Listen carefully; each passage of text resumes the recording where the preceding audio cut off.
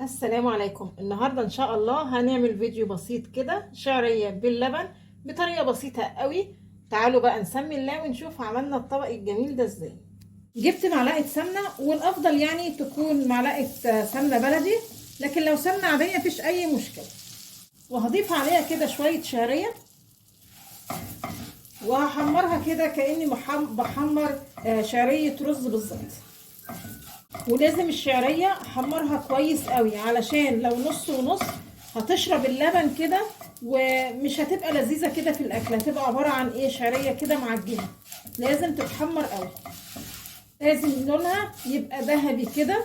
ما تخافوش يعني اول ما هضيف اللبن لونها هيفتح تاني.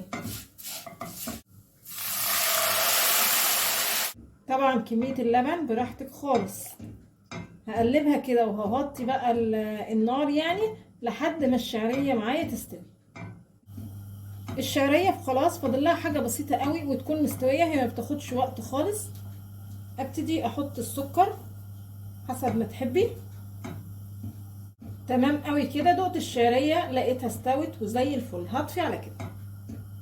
تمام قوي كده. عايزه اقول لكم الطبق ده بيدفي جدا وكمان مغذي قوي. يا رب النهارده الوصفه البسيطه قوي دي تكون عجبتكم، وانتظرونا ان شاء الله بفيديو جديد، وما تنسوش الاشتراك في القناه.